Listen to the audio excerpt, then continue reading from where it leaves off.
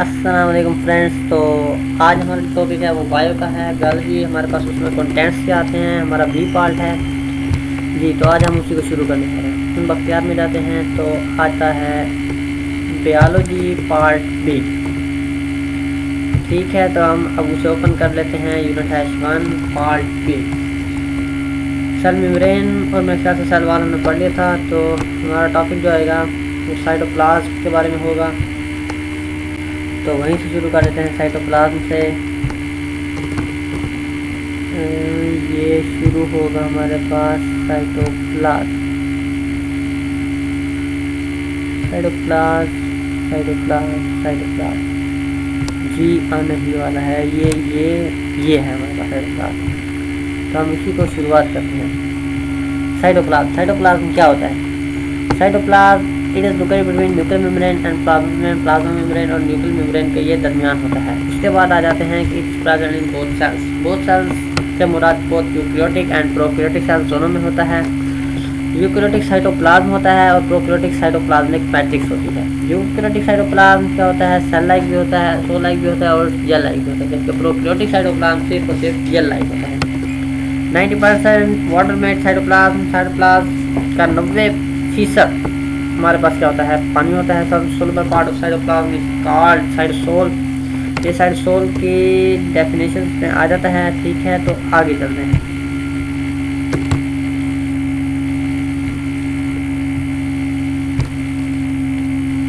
तो cytosol inner portion है, less viscous है, कम गाढ़ा होता है।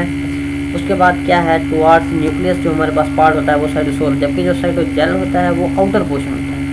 वो जाहिर बात है, जल है तो मोर विस्कस होगा, पेरिफेरल होगा और न्यूक्लियस से क्या होगा? तवे होगा।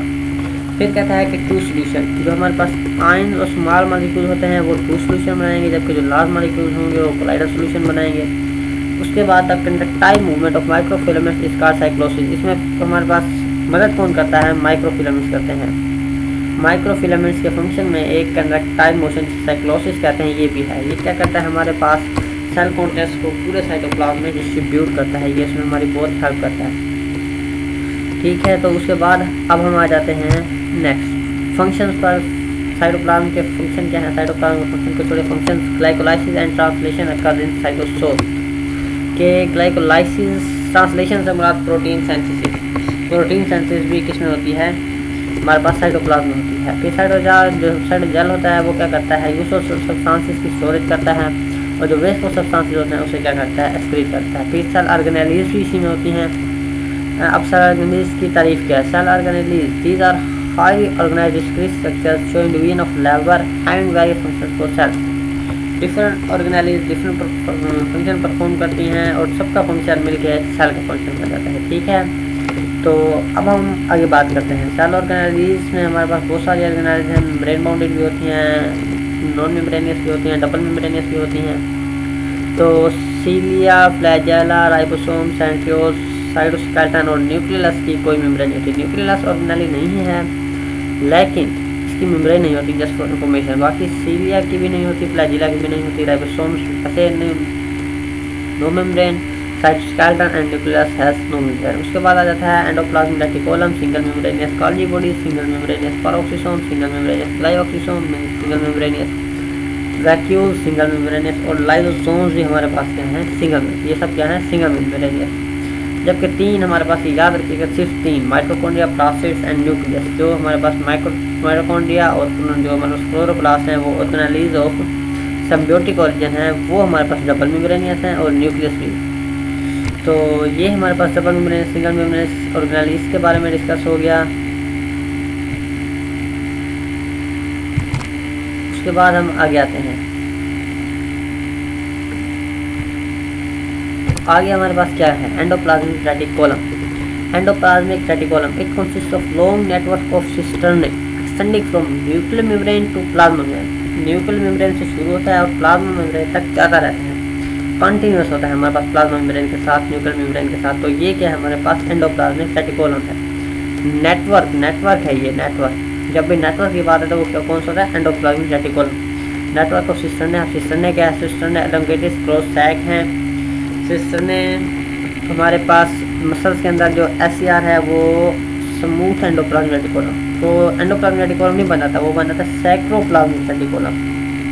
और इसमें SCR की ग्राद RER से ज़्यादा होती है देन नॉर्मल सेल से ज़्यादा होती है मसल्स में।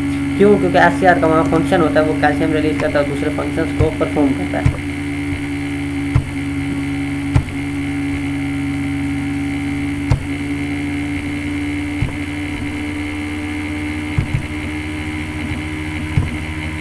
तो आगे आ जाते हैं RER पर। RER क्या है? It contains ribosome on the side facing cytoplasm के जो साइड होती है उसके पास हमारे पास क्या होता है, उस साइड पे राइबोसोम्स अटैच होते हैं। ये है हमारे पास RER। अपीयरेंस हमारे पास रफ होती है। क्यों होती है? क्योंकि राइबोसोम्स क्या होते हैं, ग्रैनुलर ऑर्गेनेलीज हैं। इनका फंक्शन क्या होता है? फंक्शन होता है प्रोटीन सिंथेसिस। जाहिर सी बात है, जब हमारे पास राइबोसोम्स अटैच हैं, राइबोसोम्स प्रोटीन सिंथेसाइज करते हैं, तो ये भी क्या करेंगे, प्रोटीन ही सिंथेसाइज करेंगे। उसके बाद इनका जो एक और फंक्शन है वो है हमारे पास मैकेनिकल सपोर्ट, जो कि दोनों हमारे पास टाइप्स ऑफ RER होती है। यानी कि हम ये कह सकते हैं कि एंडोप्लाज्मिक रेटिकुलम का फंक्शन क्या है, मैकेनिकल सपोर्ट। फिर ये सैक लाइक होती हैं और स्टेबल ज़्यादा होती हैं। ठीक है, उसके बाद आता है ergastoplasm is a pattern of attachment of ribosomes to RER। ये एक बेसिक जैसे एक्स्ट्रा पॉइंट कह रहे हैं कि ergastoplasm, what is ergastoplasm? Ergastoplasm is pattern of attachment of ribosomes to RER। उसके बाद आता है SCR। SCR क्या है? ये हमारे पास RER के साथ कंटिन्यूस चलते रहते हैं। उसके बाद इनकी अपीयरेंस स्मूथ होती है। क्यों होते हैं? क्योंकि इसमें राइबोसोम्स नहीं होते। राइबोसोम ना होने की वजह से ये स्मूथ अपीयरेंस देते हैं हमारे पास। उसके बाद इनके फंक्शन बहुत सारे हैं। फंक्शन हमारे पास मेटाबॉलिक प्रोसेसेस है, कार्बोहाइड्रेट्स की मेटाबॉलिज्म, लिपिड्स की मेटाबॉलिज्म, खास तौर पर लिपिड की मेटाबॉलिज्म जो अक्सर MCQs में आती है। उसके बाद इसका मेन एक फंक्शन है कि ये क्या करता है, हमारे पास ड्रग्स को डिटॉक्सिफाई करता है। इस वजह से ये किसमें, लीवर में पाया जाता है। क्योंकि लीवर का काम हमारे पास हमारी जो ड्रग्स होती हैं, जो पॉइजन होते हैं, उसको डिटॉक्सिफाई होता है। और उसके बाद ये कैल्शियम स्टोर करता है नीड फॉर मसल कंट्रैक्शन। मैंने आपको पहले बताया है कि स्मूथ एंडोप्लाज्मिक रेटिकुलम में कैल्शियम आयंस होते हैं जो हमारे पास क्या करवाते हैं, मसल को कंट्रैक्ट करवाते हैं। उसके बाद ये ट्रांसपोर्ट ऑफ सब्सटेंसेस एक जगह से दूसरी जगह ले जाने के लिए इन्वॉल्व होते हैं। RER से लेते हैं सब्सटेंसेस को और कोल्ड बॉडीज पर के पास भेज देते हैं मॉडिफाई होने के लिए। उसके बाद इनका में जो दूसरा फंक्शन मैकेनिकल सपोर्ट, जो कि कॉमन फंक्शन है, दोनों क्या करते हैं कि दोनों मैकेनिकल सपोर्ट देते हैं। उसके बाद सेल ऑर्गेनेलीज की फॉर्मेशन में होते हैं। क्यों? क्योंकि रफ एंडोप्लाज्मिक रेटिकुलम से जो हमारे पास मटेरियल बनता है वो स्मूथ एंडोप्लाज्मिक रेटिकुलम के पास जाता है और उसके बाद वो हमारे पास जाता है किसके पास, गोल्गी कम्प्लेक्स के पास। वहाँ से बहुत सारी ऑर्गेनेलीज हमारी होती हैं, वो गोल्गी कम्प्लेक्स से फिर ओरिजिनेट होती हैं। इसी वजह से ER को सेल ऑर्गेनेलीज की फॉर्मेशन में इन्वॉल्व करने का बताया जाता है। तो अगला आगे आ जाते हैं हम इसके ऊपर, गोल्गी कम्प्लेक्स के ऊपर। तो गोल्गी ये जो ऑर्गेनेली है इसे डिस्कवर किसने किया? कैमिलो गोल्गी ने किया 1898 में। उसके बाद इसकी जो हमारे पास डेफिनेशन आ जाती है कि stack of flatten membrane bound sacs called cistern, इसमें भी सिस्टर्न ने आ गया। तो ये किस पे होता है? मेम्ब्रेन बाउंड सैक्स के ऊपर। जैसे कि हमारे पास क्या होता है, एंडोप्लाज्मिक रेटिकुलम होता है, इसे कहते हैं सिस्टर्ने। ठीक है, तो सिस्टर्ने इसका बेसिक यूनिट है। इट टक्कर mutually in all eukaryotic cells, तमाम यूकैरियोटिक सेल्स में पाया जाता है। किसी न किसी सूरत में म्यूचुअल से मुराद किसी में हकीकतन पाया जाता है और किसी न किसी सूरत में पाया जाता है। उसके बाद फेसेस, इसके दो फेसेस हैं, एक सिस फेस, एक ट्रांसफेस। कन्वेक्स जो सिस होगा वो कन्वेक्स फेस होगा, आउटर होगा और फॉर्मिंग होगा, यानी कि वो बनाएगा चीज़ें को अपने अंदर से निकालेगा। और एक होता है maturing face, trans face, concave face, inner face, maturing face. तो जो फॉर्मिंग फेस होता है इसमें चीज़ें ऐड अप होती हैं, वो सिस्टर्ने का हिस्सा बनती हैं मॉडिफाई होने के लिए, और फिर उसके बाद मॉडिफाई होने के बाद वो मैच्योरिंग फेस से निकल जाती हैं। तो आती किसके अंदर हैं? सिस फेस के अंदर मॉडिफाई होने के लिए। और जाती कहाँ से है मॉडिफाइड होके? मैच्योरिंग फेस से।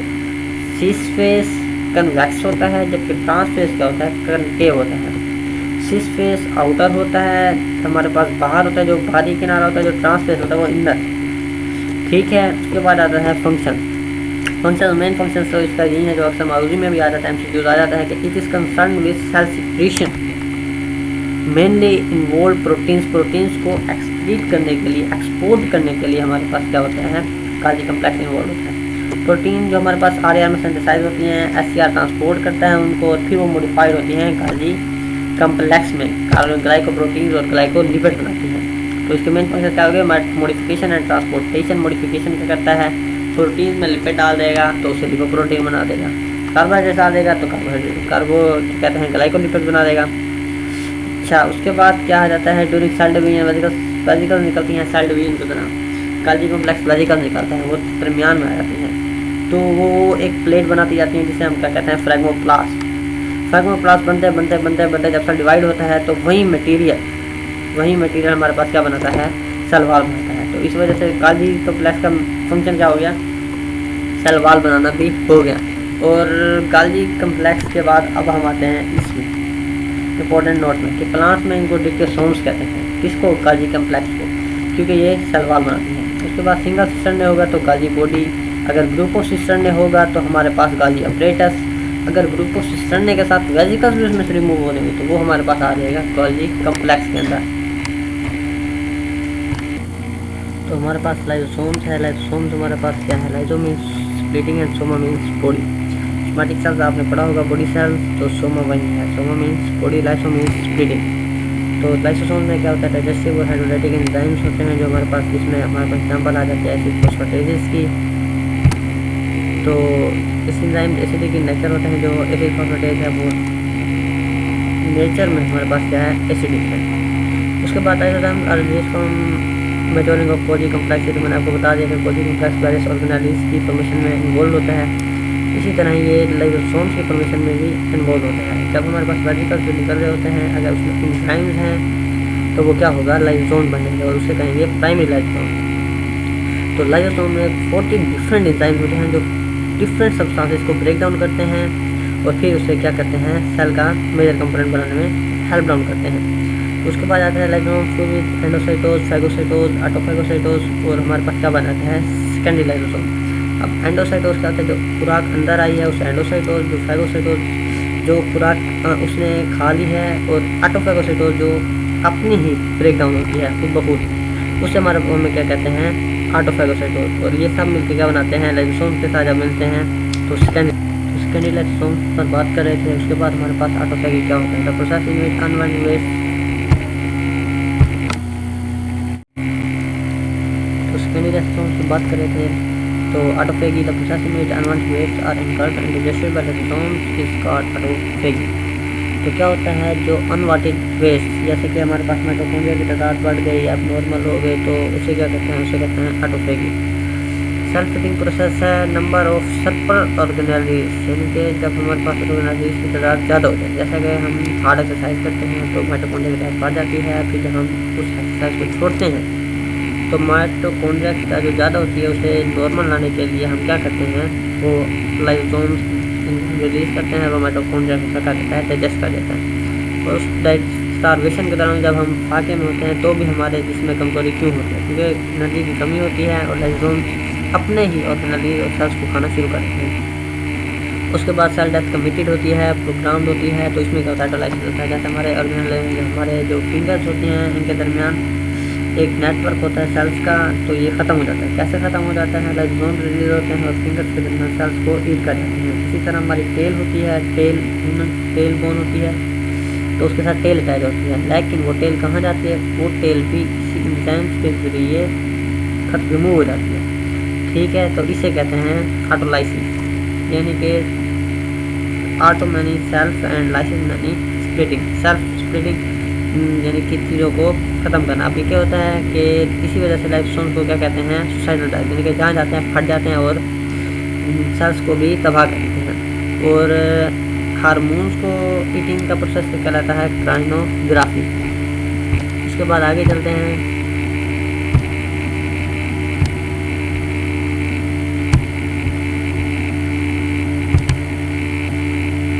तो आगे हमारे पास आते हैं नेक्स्ट लाइसोसोम स्टोरेज डिजीज़ के बारे में। लाइसोसोम स्टोरेज डिजीज़ क्या होती है, लाइसोसोम डिजीज़ तब होती है जब कोई एंजाइम एब्सेंट हो जाता है। ऐसी 20 डिजीज़ कवर हो चुकी हैं, जिसमें टे सेक्स डिजीज़ है, जिसमें क्या होता है, एब्सेंस ऑफ लिपिड हो जाती है, लिपिड डाइजेस्टिंग एंजाइम गायब हो जाता है, जिसकी वजह से लिपिड एक्युमुलेट होती रहती है और ब्रेन में एक्युमुलेट हो के हमारे पास क्या करती है, ब्रेन में इम्पेयरमेंट्स कर देती है लिपिड्स की। और ग्लाइकोजन टाइप 2 में क्या होता है, एक एंजाइम जो ग्लाइकोजन को ग्लाइकोज में कन्वर्ट करता है वो डिसअपेयर हो जाता है, यानी कि वो हमारे पास मेल फंक्शन हो जाता है, जिसकी वजह से ग्लाइकोजन लीवर में इकट्ठी होती रहती है और लीवर क्या हो जाता है, फूल जाते हैं और हमें क्या हो जाता है, कह सकते हैं कि जॉन्डिस भी हो सकती है, लीवर की इन्फ्लेमेशन को हेपेटाइटिस हो सकती है। अच्छा, उसके बाद हमारे पास आ जाता है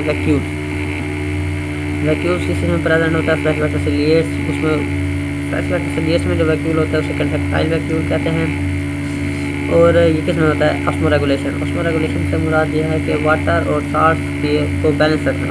तो सेल में जब वाटर और साल्ट ज़्यादा हो जाते हैं तो वैक्यूल उसे स्टोर कर लेते हैं, और जब कम हो जाते हैं तो वैक्यूल रिलीज कर लेते हैं। इसे कहते हैं ऑस्मोरेगुलेशन। एनिमल्स में ये एंडोसाइटोसिस करता है। वैक्यूल की सूरत में खुराक अंदर आती है, चाहे वो सॉलिड हो या क्या हमारे पास हो लिक्विड फॉर्म में। सॉलिड होगी तो फाइगोसाइटोसिस होगी, अगर लिक्विड होगी तो पिनोसाइटोसिस। उसके बाद एक्सोसाइटोसिस को भी हमारे पास क्या करता है, फैसिलिटेट करता है, यानी कि चीज़ें खुराक बाहर भी वैक्यूल जो वेस्ट सब्सटेंस होता है वैक्यूल में हमारे पास क्या हो जाते हैं, स्टोर हो जाते हैं और फिर हमारे पास वो एक्सक्रीट हो जाते हैं। उसके बाद सपोर्ट करता है प्लांट्स में, ये टर्जिडिटी का रोल प्ले करता है। एक लार्ज सेंट्रल वैक्यूल होता है जो पानी को अपने अंदर आने देता है और न्यूक्लियस को साइड पर करके खुद सेंटर में आ जाता है। फिर ये क्या करता है, टर्जिडिटी प्रोवाइड करता है।